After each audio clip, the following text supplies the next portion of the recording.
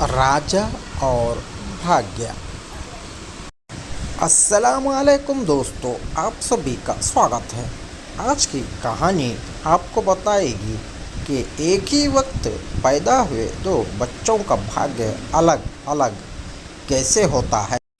यानी कि अगर एक ही वक्त पर दो इंसान पैदा होते हैं, दो भाई पैदा होते हैं, तो एक भाई का आचरण कुछ अलग होता है, एक और को कुछ अलग ही दुनिया मिलती है।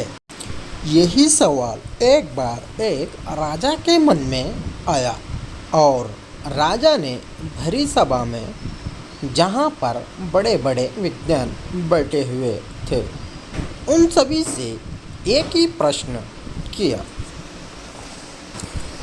आप मुझे बताइए कि एक ही समय पर पैदा होने वाले बच्चों का भाग्य अलग अलग कैसे होता है। उन्होंने बताया कि जिस वक्त मैं पैदा हुआ उस वक्त अनोखे बच्चों पैदा हुए थे, तो मेरे ही भाग्य में राजा बनना क्यों लिखा हुआ था।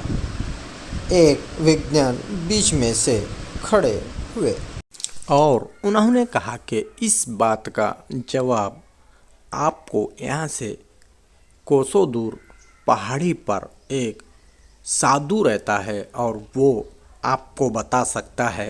वो महात्मा तपस्या करते हैं, वो बता सकते हैं। अब राजा के मन में उत्सुकता थी सब कुछ जानने के बारे में, और राजा वहाँ चले गए और उन्होंने देखा कि वो महात्मा आग में से अंगार को पकड़कर खा रहे हैं। तो उन्होंने सवाल किया कि महात्मा जी, मैं आपसे पूछना चाहता हूँ कि एक ही वक्त पर पैदा हुए बच्चों का भाग्य अलग अलग कैसे होता है। तो उन्होंने उस पर गुस्सा किया और बोले, चले जाओ यहाँ से, जो पास में झरना बह रहा है वहाँ पर तुम्हें एक महात्मा मिलेंगे, उनसे तुम ये सवाल पूछ लेना। अब वो राजा उन महात्मा के पास चला गया, तो वहाँ महात्मा जो थे, अब वो राजा उन महात्मा के पास चला गया, तो वहाँ महात्मा जो थे वो अपना ही मांस नीचे के खा रहे थे, यानी कि अपना ही मांस निकाल कर खा रहे थे। राजा से ऐसे देखा नहीं गया, फिर भी राजा ने अपने आप को रोकते हुए ये सवाल पूछ डाला। तो वो महात्मा बहुत गुस्सा हुए कि इस तरीके का सवाल दोबारा मत पूछना, चले जाओ यहाँ से।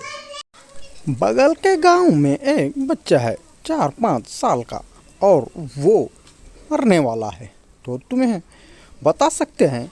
राजा के मन में उत्सुकता थी जानने की, क्योंकि सवाल बहुत ज़बरदस्त था।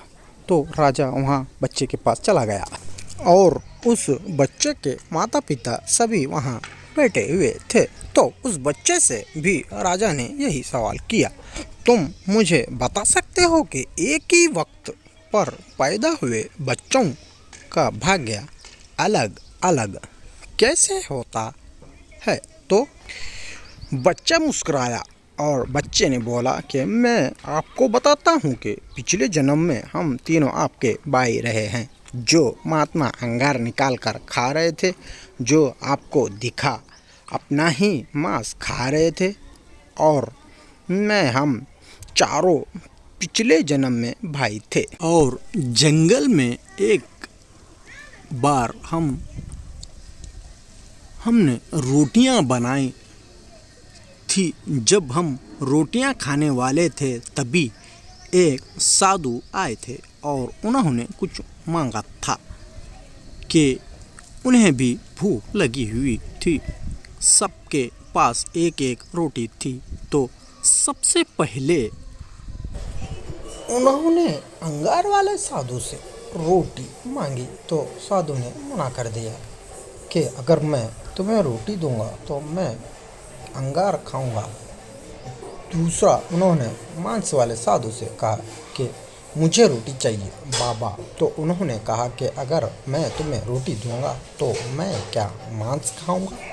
और मैंने भी मना कर दिया कि मैं तुम्हें रोटी नहीं दे सकता। और चौथे तुम थे कि तुम्हारे पास एक रोटी थी और तुमने आधी रोटी उन महात्मा को दी और उन्होंने अपना पेट भरा, बाकी को श्राप मिला और तुम्हें आशीर्वाद मिला। मर्म की बात यही थी, आपके आज के जो अच्छे कर्म हैं उसका नतीजा आपको ज़रूर आगे के जन्मों में मिल सकता है। आज आप क्या करते हैं?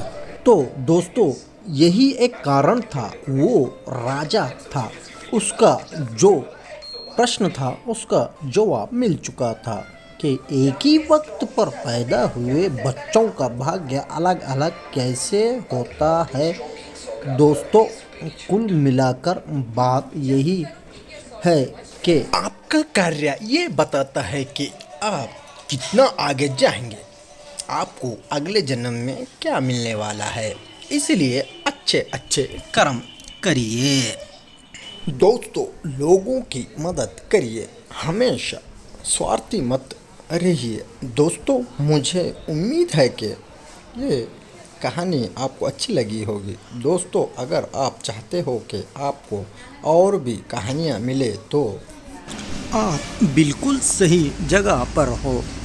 यहाँ पर आपको मोटिवेशन से भरपूर कहानियाँ का संग्रह मिलेगा जो कि आपको दिन ब दिन लाइफ में आगे बढ़ने की प्रेरणा देगा और आपको अस्मित ऊर्जा से भर देगा।